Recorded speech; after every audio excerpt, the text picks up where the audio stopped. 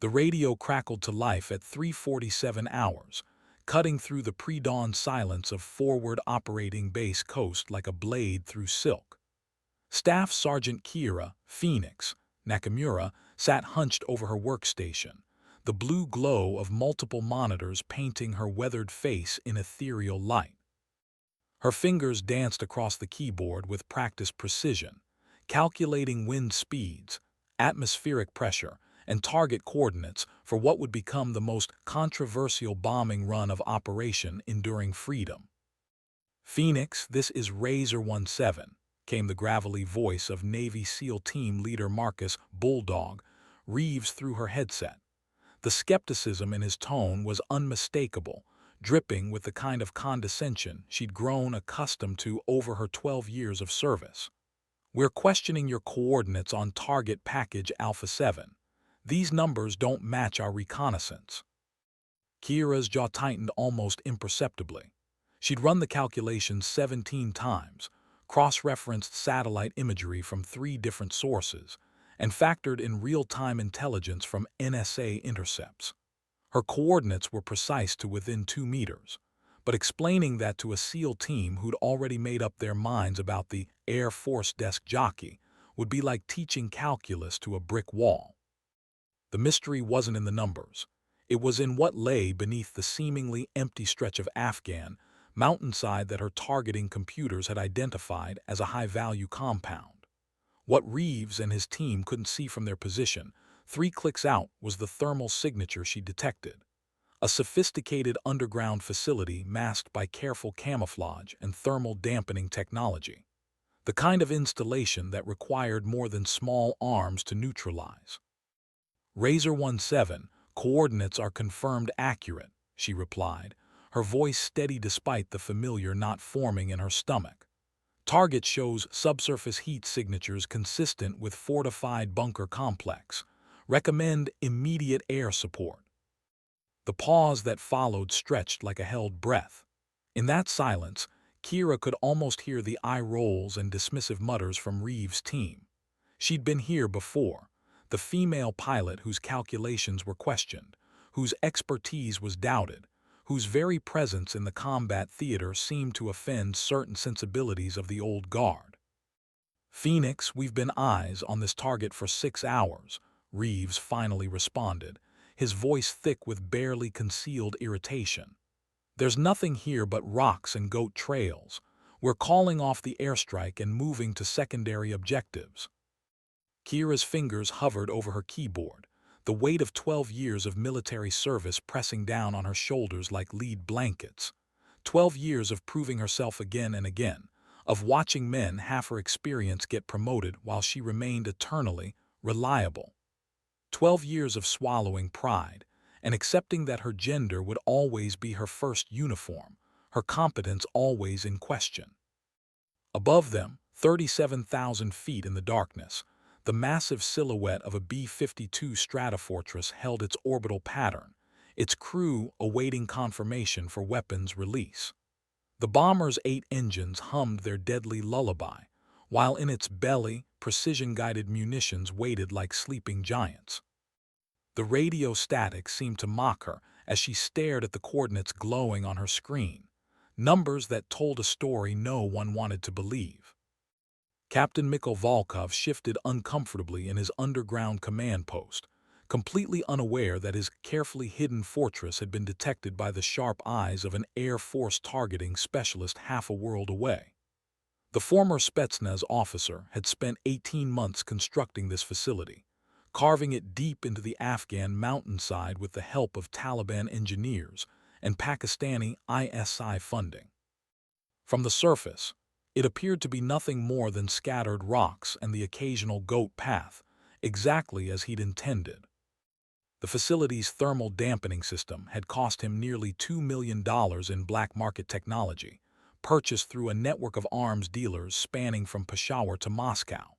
Heat signatures from the generators, communication equipment, and living quarters were channeled through a sophisticated series of underground ducts that dispersed the thermal footprint across a 3-kilometer radius. No conventional reconnaissance would detect it. No satellite would pick up anomalous readings. No ground team would suspect that beneath their feet lay a command center, coordinating insurgent activities across 3 provinces. But Volkov hadn't counted on Phoenix. Kira Nakamura had earned her call sign not through bravado or battlefield heroics, but through an almost supernatural ability to see patterns where others saw chaos. During her first deployment in Iraq, she'd identified an insurgent weapons cache hidden beneath a false floor in what appeared to be an abandoned school. Her superiors had initially dismissed her findings until a precision strike revealed a stockpile large enough to supply a small army. The name Phoenix stuck, not because she rose from ashes, but because she could see through them. Now, as she sat in her climate-controlled trailer surrounded by the hum of computer fans and the distant sound of helicopters launching their morning patrols, Kira found herself facing the same familiar doubt. The thermal imaging software she'd personally modified during her off-duty hours showed clear subsurface anomalies. The mathematical models she'd refined through years of study indicated a 94.7% probability of a significant underground structure. Every instinct honed through countless deployments screamed that this target was not what it seemed. "Phoenix, this is Overwatch," came another voice through her headset, this one belonging to Lieutenant Colonel James Morrison, the mission commander. Razor 17 is reporting negative on target confirmation. What's your assessment?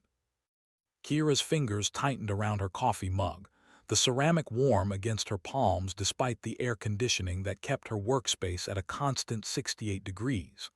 Morrison was old-school military, the kind of officer who believed in chain of command and trusted his ground teams implicitly. He was also, she'd learned over 6 months of working under his command, fair enough to listen when she had good reason to disagree. "Sir, thermal analysis indicates significant subsurface activity," she replied, pulling up the enhanced imagery on her primary monitor. "Pattern recognition software is showing organized heat sources consistent with human habitation and electronic equipment. This isn't a natural formation." Through her headset, she could hear the faint sound of Morrison's fingers drumming against his desk, a nervous habit she'd noticed during previous mission briefings. The decision to commit a B-52 to a target based on the analysis of one staff sergeant carried enormous implications. If she was wrong, valuable resources would be wasted on empty mountainside. If she was right and they didn't act, whatever was hidden beneath those rocks would continue operating. The morning sun began its slow climb over the Afghan mountains, casting long shadows across the landscape where Reeves and his team maintained their overwatch position. None of them suspected that their fate, and the fate of the mission, rested in the steady hands of a woman they'd never met but had already dismissed as another overeager analyst seeing threats in thermal noise. SEAL Team Leader Marcus Reeves lowered his binoculars and wiped the sweat from his forehead with the back of his gloved hand. The Afghan sun was already beginning its merciless assault on the mountainside, and his team had been in position since midnight. Through his scope, the target area looked exactly as it had during their initial reconnaissance 48 hours earlier. Barren rock face punctuated by the occasional scrub brush, and what appeared to be ancient goat trails carved into the stone by decades of herding. "This is bullshit, Chief," whispered Petty Officer Rodriguez from his position 15 meters to Reeves' left. The younger SEAL's voice carried the frustration that all 6 team members felt. They'd been pulled from a high-priority target, a confirmed Taliban bomb maker in Kandahar, to chase coordinates provided by some Air Force analyst who'd never set foot outside the wire. Reeves understood the sentiment. In his 8 years as a SEAL, he'd learned to trust his eyes, his instincts, and the men beside him. Computers and thermal imaging were useful tools, but they couldn't replace boots on the ground and eyes on target.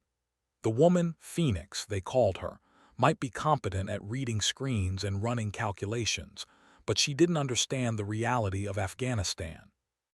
She'd never felt the weight of responsibility that came with calling down death from above, never seen what happened when precision strikes weren't quite precise enough. "Maintain position," Reeves ordered quietly into his radio. "Let the brass sort this out." But even as he spoke, something nagged at him. During their approach to the target area, his point man, Chief Petty Officer Williams, had noted that their GPS readings seemed slightly off. Nothing dramatic, just a few degrees of magnetic variance that didn't match their maps. Williams had attributed it to the mountains playing havoc with satellite signals, but now Reeves found himself wondering if there might be more to it. "Razor 17, this is Phoenix," came the woman's voice again, cutting through his thoughts. "I'm uploading enhanced thermal imagery to your tactical display. Recommend you examine subsurface patterns at grid reference November 74 Alpha." Reeves glanced at his handheld tactical computer as the images populated on his screen. The thermal overlay showed what appeared to be random heat signatures scattered across the mountainside, exactly what he'd expect from sun-heated rocks and natural thermal variants. But as he studied the patterns more carefully, something began to emerge. The heat signatures weren't random at all. They formed subtle geometric patterns, lines too straight and angles too precise to be natural. "Rodriguez, take a look at this," he murmured, passing the device to his second-in-command. Rodriguez studied the screen for several long moments, his expression gradually shifting from skepticism to confusion. "Chief, these patterns, they're not random. See how the heat sources form parallel lines. And here," he pointed to a section of the display, "this looks almost like a perimeter." Reeves felt the first stirring of doubt. He dismissed Phoenix's analysis based on what he could see with his naked eye, but thermal imaging revealed details invisible to conventional observation. The woman might be onto something after all, but admitting error, especially to an Air Force analyst he'd never met, wasn't something that came easily to a man who'd built his career on being right when it mattered most. The mountains around them held their secrets close, ancient stone guardians that had witnessed the rise and fall of empires. Soon, they would witness whether pride or precision would win the day. 300 miles above the Hindu Kush Mountains, Major Rebecca, Fortress, Chen guided her Stratofortress through its lazy orbital pattern, the 8 Pratt & Whitney turbofan engines providing their steady, reassuring rumble. The bomber, tail number 60034, had been flying combat missions since before Chen was born, its aluminum skin bearing the scars of countless deployments and the wisdom of veteran aircrew who'd flown her through Vietnam, the Gulf War, and now the mountains of Afghanistan. Chen's hands rested lightly on the yoke, though the autopilot was handling the actual flying. After 14 years in the Air Force, the last 6 in the left seat of various strategic bombers, she'd learned to read the subtle vibrations and harmonics that told her everything about her aircraft's condition. Today, Fortress felt solid and ready, her payload of precision-guided munitions secured in their racks like sleeping giants waiting for the call to action. "Fortress, this is Phoenix," came the familiar voice of their ground controller. Chen had worked with the targeting specialist on 6 previous missions, and she developed a deep respect for the woman's analytical abilities. Phoenix never called for strikes unless she was certain, and her coordinates were always precise to an almost supernatural degree. "Go ahead, Phoenix," Chen replied, adjusting her headset as she glanced at her weapons systems officer, Captain David Numbers Park, who was monitoring the targeting pod feeds on his array of displays. "Target package Alpha 7 is experiencing ground team resistance to coordinate confirmation." Phoenix's voice carried a note of tension that Chen recognized. She'd heard it before when ground teams questioned Phoenix's analysis, usually right before those same teams discovered why Phoenix had earned her reputation for accuracy. Numbers looked up from his displays, raising an eyebrow. "Ground teams not buying it." Chen shrugged, but privately she found herself siding with Phoenix. The targeting specialist had never steered them wrong, while ground teams, especially SEAL teams, had a tendency to trust their eyes over instruments. It was a classic conflict between old-school operational thinking and modern intelligence analysis. Fortress, stand by for possible target update, Phoenix continued. Ground team is reassessing based on enhanced thermal imagery. Through her cockpit windows, Chen could see the rugged landscape spread out below like a brown and gray tapestry. The Hindu Kush mountains stretched endlessly in all directions, their peaks catching the early morning sunlight and casting deep shadows into valleys that had hidden secrets for millennia. Somewhere down there, a SEAL team was questioning whether to trust the calculations of a woman they'd never met, while beneath an unremarkable section of mountainside, something significant enough to justify a precision bombing run waited in darkness. The irony wasn't lost on Chen. She was piloting an aircraft capable of delivering more destructive power than entire armies of previous generations, but the success of their mission depended on the judgment of analysts, intelligence officers, and ground teams who had to work together despite never meeting face to face. Modern warfare had become a symphony of technology and human intuition, and today's performance was still in question. "Numbers, what's our fuel status?" she asked, though she already knew the answer. 4 hours of station time remaining, Park replied, not looking up from his targeting systems. Plenty of time for these ground pounders to make up their minds.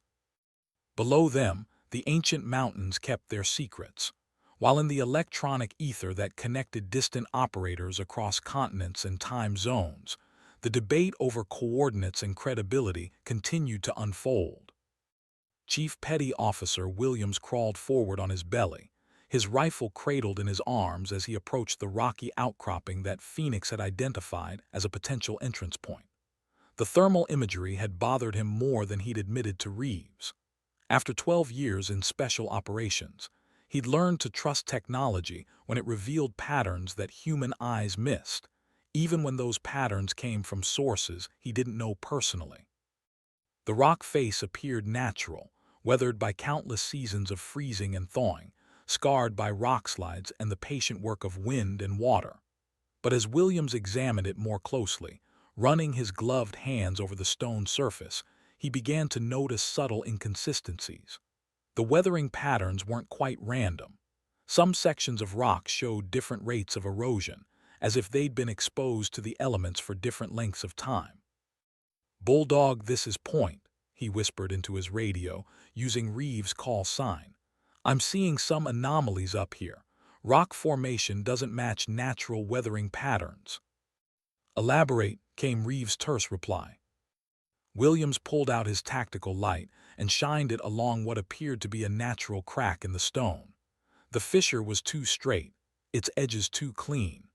More importantly, when he pressed his ear against the rock, he could hear something that made his blood run cold.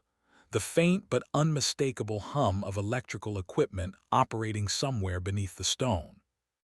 "Chief, we've got artificial constructions here," he reported, his voice tight with the realization that they'd been wrong about Phoenix's assessment. "This isn't natural rock face. It's camouflaged concrete designed to look like stone, and there's definitely electrical activity underneath." The revelation hit the SEAL team like a physical blow. They'd been positioned less than 50 meters from what was clearly a fortified position, completely unaware that they were potentially in the crosshairs of whatever defensive systems lay hidden beneath the mountain. Phoenix hadn't just been right about the coordinates. She'd potentially saved their lives by identifying a threat they'd been too proud to acknowledge. Reeves felt the familiar taste of adrenaline flood his mouth as the tactical situation shifted dramatically. His team wasn't conducting reconnaissance on an empty mountainside. They were sitting in the shadow of an active enemy installation that had been specifically designed to remain undetectable to conventional surveillance. "All Razor elements, this is Bulldog," he transmitted, his voice carrying new urgency. "Immediate extract to Rally Point Bravo. Phoenix, your coordinates are confirmed accurate. We have a hard target requiring immediate air support." The acknowledgement came through clearly. "Roger, Razor 17, Fortress is inbound. Time on target in 6 minutes." As the SEAL team began their tactical withdrawal, moving with the practiced efficiency that had kept them alive through dozens of combat operations. Reeves found himself recalculating his assessment of the Air Force analyst who'd spotted what his trained eyes had missed. Phoenix hadn't just been doing her job, she'd been saving theirs. The morning sky remained clear and blue, offering no hint of the violence that was about to unfold in the ancient mountains below.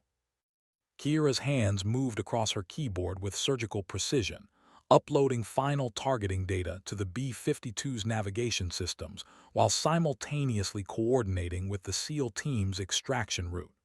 The validation from Williams had sent a surge of vindication through her chest, but she pushed the emotion aside. There would be time for satisfaction later. Right now, lives depended on her calculations being perfect. "Fortress, this is Phoenix," she transmitted, watching as the bomber's icon moved across her tactical display. "Target confirmation received from ground team. You are cleared hot on target package Alpha 7. Coordinates uploaded to your system." "Phoenix, Fortress copies clear to engage," came Major Chen's professional voice. "Time on target 2 minutes 30 seconds. Through her headset, Kira could monitor the SEAL team's withdrawal. Their voices carried new respect, the kind that came from having their assumptions challenged by reality. She'd heard this transformation before, the gradual shift from skepticism to acknowledgement that usually accompanied successful missions. But it never got easier, never felt completely satisfying, because it meant she'd had to prove herself all over again. "Phoenix, this is Bulldog," came Reeves' voice, and Kira was surprised to hear something that might have been contrition in his tone. "Want to thank you for the heads up on this target. We were sitting right on top of something significant." The admission cost him something. She could hear it in the careful way he chose his words.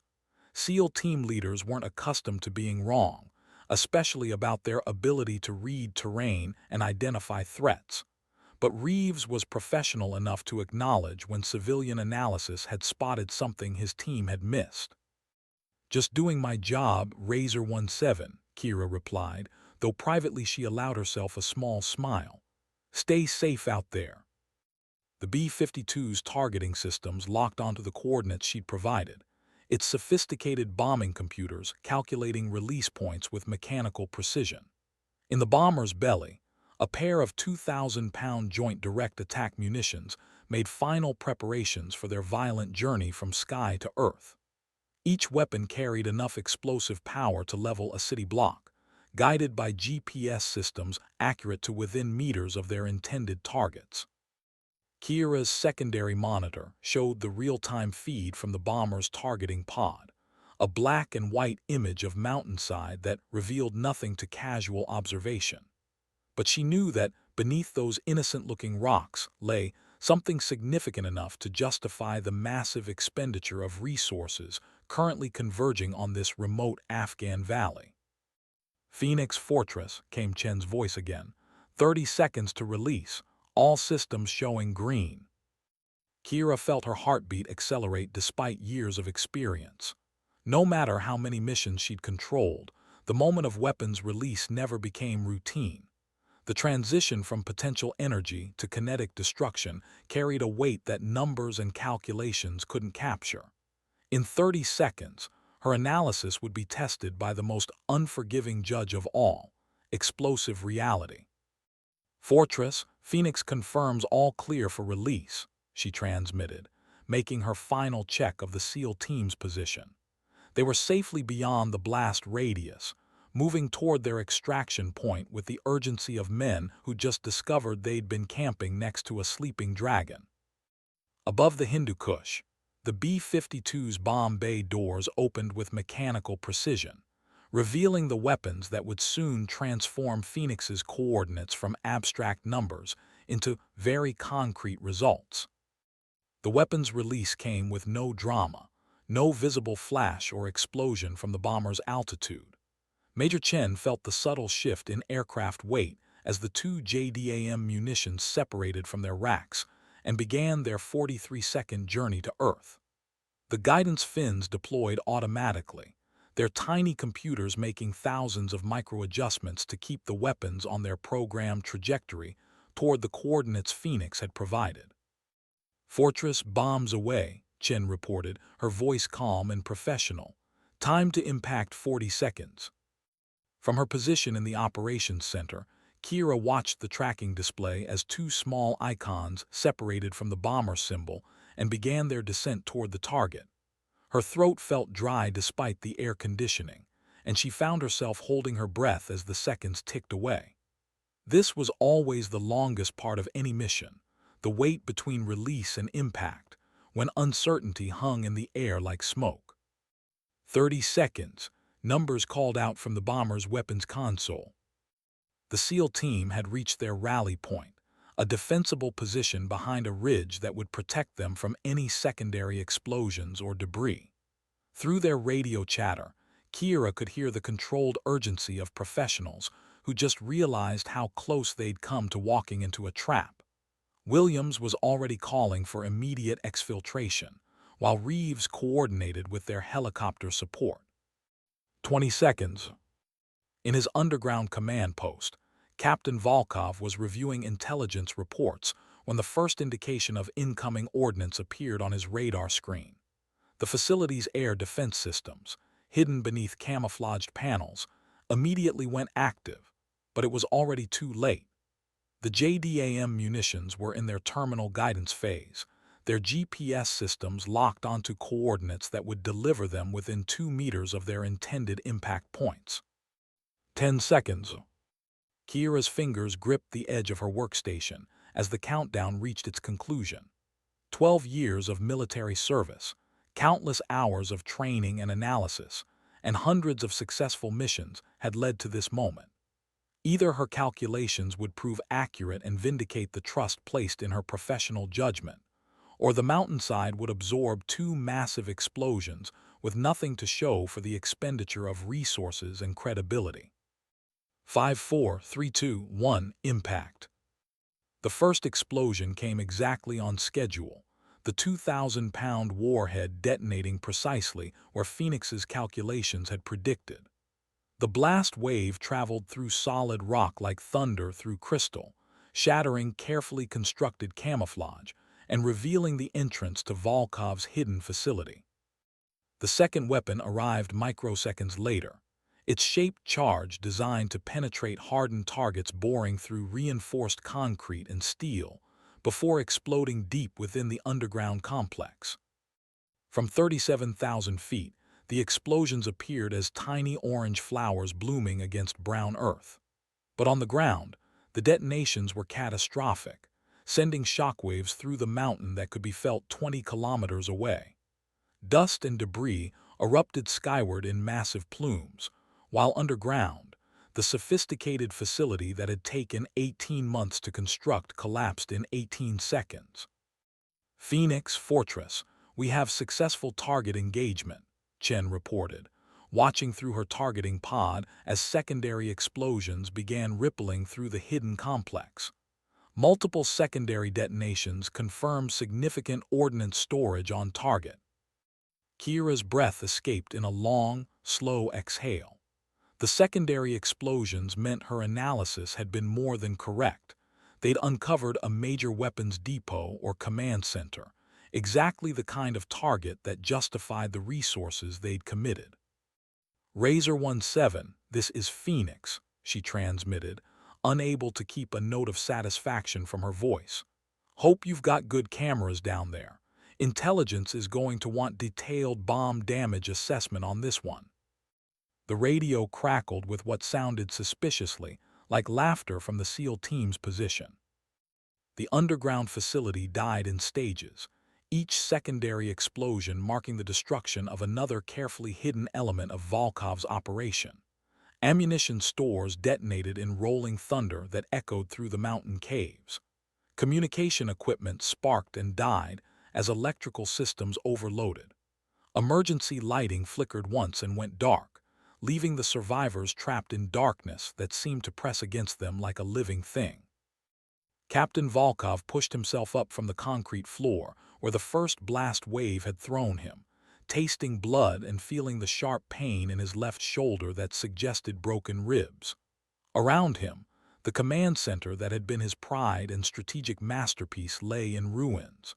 Computer screens flickered with dying light, their displays showing nothing but static and error messages. The air filtration system wheezed once and fell silent, leaving behind the acrid smell of burning electronics and the metallic taste of pulverized concrete. "Report," he shouted in Russian, though his voice sounded strangely muffled in his own ears. The blast had affected his hearing, leaving behind a constant ringing that made it difficult to assess the extent of the damage. Through the smoke and debris, 3 of his men emerged from what had been the communications bunker. Their faces were pale with shock and covered in concrete dust, but they appeared to be mobile. Of his original 12-man team, Volkov could account for only these 3 survivors.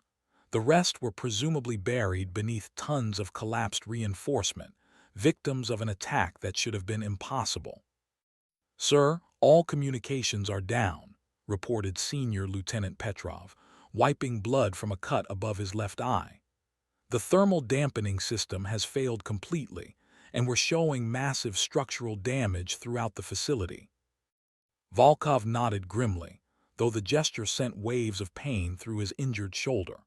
The facility had been designed to withstand conventional bombing, but whoever had planned this attack had placed their weapons with surgical precision.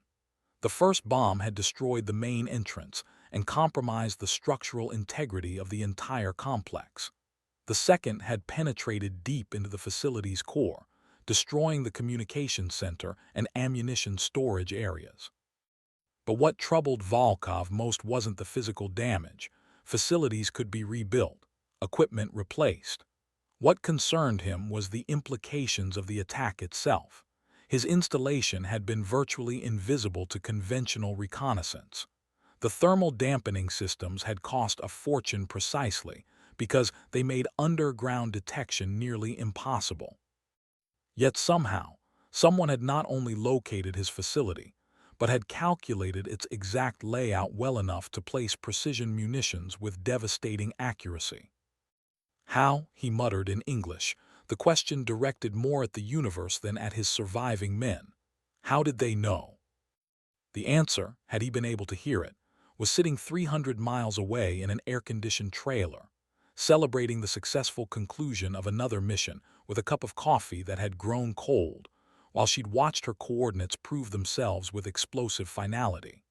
Phoenix had seen through 18 months of careful camouflage and millions of dollars in thermal dampening technology, by recognizing patterns that existed only in the mathematical relationships between heat signatures and time. As emergency lighting flickered to life in the damaged facility, powered by backup generators that had somehow survived the assault, Volkov began to plan his escape. The facility was compromised beyond recovery, but the intelligence networks he'd spent years building could be salvaged if he moved quickly enough. Above ground, dust continued to settle on mountainside that would never look quite the same again. The helicopter extraction came precisely on schedule, the US-60 Black Hawk settling onto the rocky landing zone with practiced efficiency, while the SEAL team provided security. Chief Petty Officer Williams was the last man to board, carrying digital cameras and portable hard drives containing everything they'd managed to recover from the now accessible entrance to Volkov's facility. "Phoenix, this is Razor 17, Reeves transmitted as the helicopter lifted off, the devastated mountainside falling away beneath them. "Target is confirmed destroyed. Initial BDA indicates major command and control facility with substantial ammunition storage. Your coordinates were dead on." The acknowledgement carried weight beyond its simple words. SEAL teams didn't offer praise lightly, and Williams' discovery of the facility's sophisticated construction had made it clear that Phoenix's analysis had been not just accurate but strategically crucial. They'd uncovered a significant enemy asset that conventional reconnaissance had completely missed. "Roger, Razor 17, came Phoenix's reply, and Reeves thought he detected a note of quiet satisfaction in her voice. "Glad we could light up your morning." The comment drew chuckles from several team members, including Rodriguez, who was studying the photographs Williams had managed to capture of the facility's interior. The images revealed a sophisticated operation, computer terminals that looked more like a corporate IT center than a mountain cave, communication equipment worth millions of dollars, and sleeping quarters that could have housed 30 or 40 personnel. "Bulldog, take a look at this," Rodriguez said, passing his team leader a photograph of what appeared to be a planning room deep within the facility. Maps covered the walls, marked with operational symbols and targeting information that suggested coordination of insurgent activities across multiple provinces. Reeves studied the image, his expression growing more serious as he recognized the strategic implications of what they'd discovered. This hadn't been just another weapons cache or safe house. The facility Phoenix had identified represented a major command node in the insurgent network, the kind of target that could significantly impact enemy operations across the entire region. "Phoenix really knows her business," Williams commented, settling into his seat as the Black Hawk banked toward their forward operating base. Those coordinates were precision work.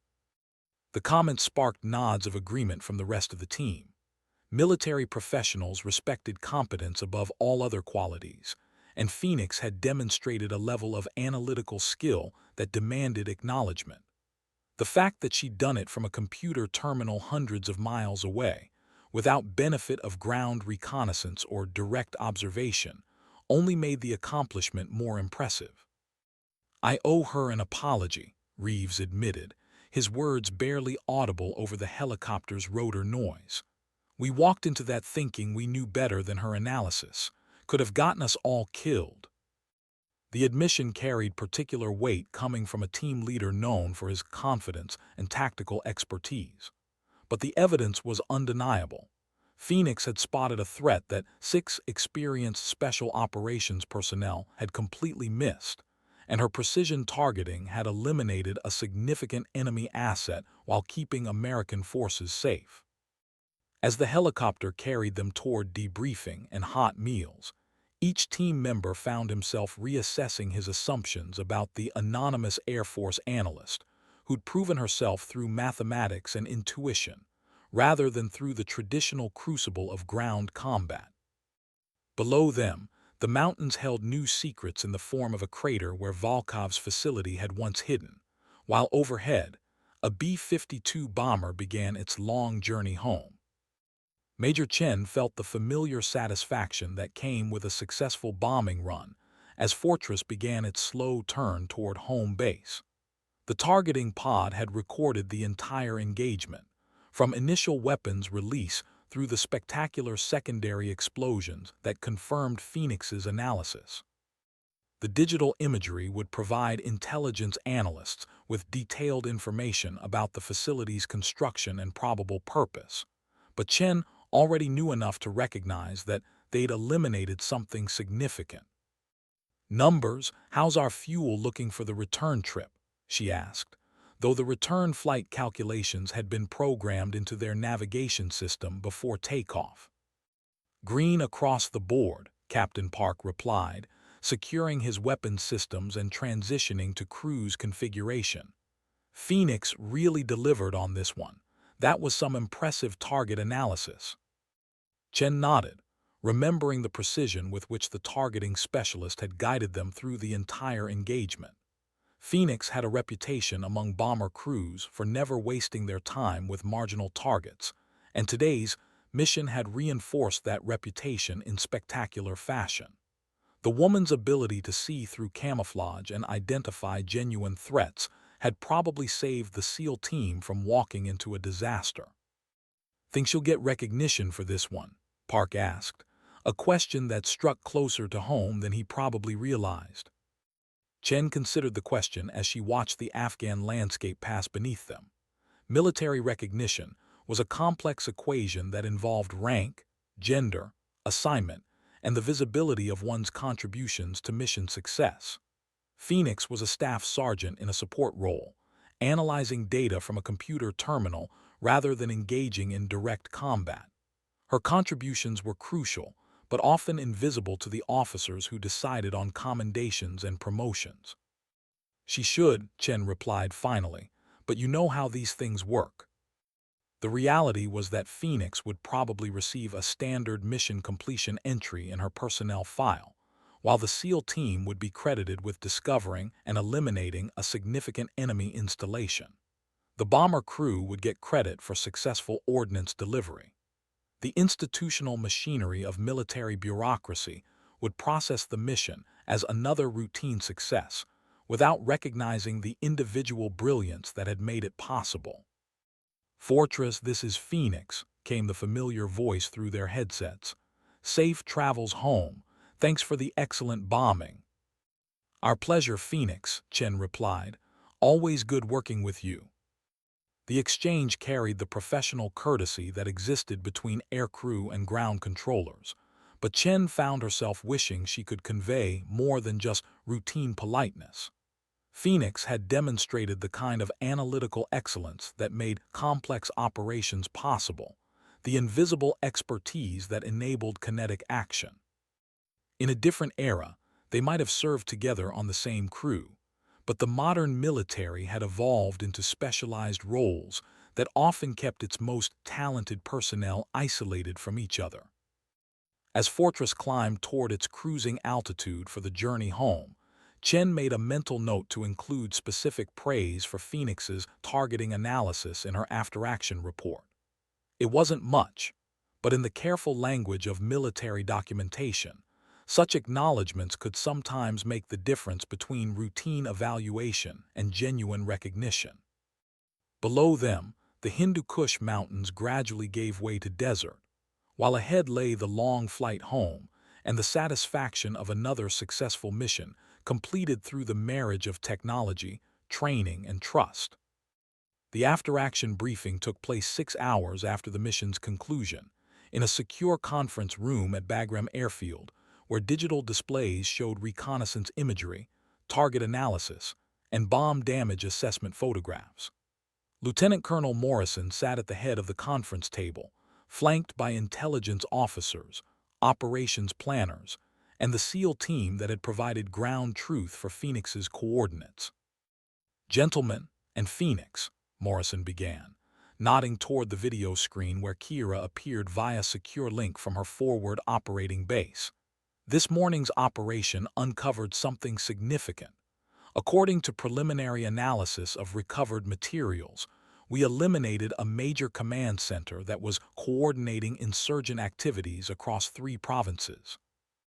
The photographs Williams had captured told the story in stark detail. Computer equipment worth hundreds of thousands of dollars, communication systems capable of reaching cells across Afghanistan and Pakistan, and strategic planning materials that revealed the scope of the network they'd disrupted. What had appeared to be empty mountainside had concealed one of the most sophisticated enemy installations discovered during the entire operation. "Phoenix, your target analysis was exceptional," Morrison continued, and Kira felt a flush of pride at the public acknowledgement. "The thermal signature recognition that identified this facility represents exactly the kind of innovative thinking we need to stay ahead of adaptive enemies." Through the video link, she could see Reeves and his team listening intently. The SEAL team leader's expression had transformed from the skepticism she'd heard in his voice 12 hours earlier to something approaching respect. Williams, the point man who discovered the facility's true nature, was studying the photographs with the intensity of a man who understood how close he'd come to walking into a trap. "What I want to understand," Morrison continued, "is how conventional reconnaissance missed this installation while our staff sergeant in Coast spotted it from satellite imagery." The question struck at the heart of modern military challenges: the integration of human analysis with technological capabilities, the balance between traditional operational methods and evolving intelligence techniques. Kira had spent years developing her analytical approach, combining patterns,